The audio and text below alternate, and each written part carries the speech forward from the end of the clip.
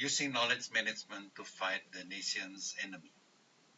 Corruption is the enemy of the nation, as corruption is a very powerful political tool to destroy the unity of a nation by causing it to become weak.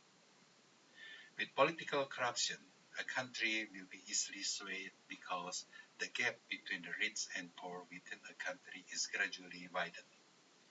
Rich people become scarce and poor people increase. As expressed by the first Indonesian President Sukarno, my struggle was much easier because I only had to drive away the invaders from our country, while yours are difficult as you have to fight against your own people. What he meant by difficult is that it is difficult to eradicate corruption because combating corruption involves fighting its own citizens. As stated by Sun Tzu in 544 until 470 BC, a philosopher and military expert in China, in his book of military philosophy titled Sun Tzu Pingfa.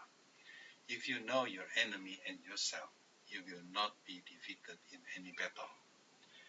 Only with the knowledge and the awareness of the nation of mental revolution as stated by Jokowi, the President of Indonesia, we can avoid ourselves from the grip and greed of other nations that use political corruption as a tool to weaken our country.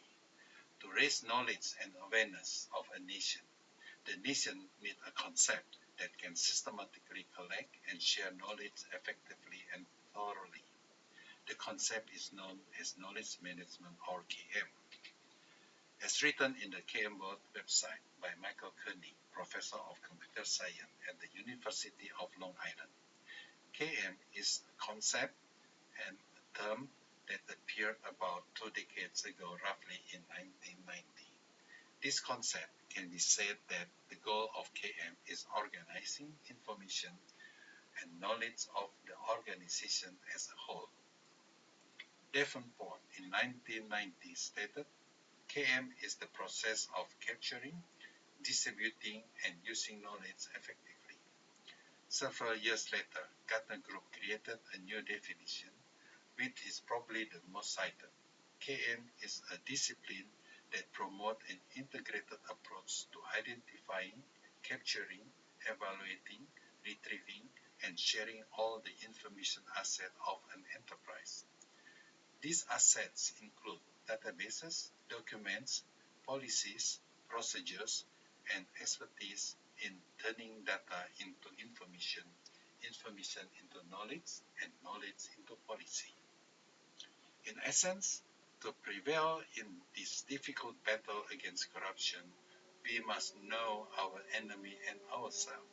For that, we can use KM to systematically collect and share knowledge effectively and holistically to improve the knowledge and consciousness of the nation as a whole.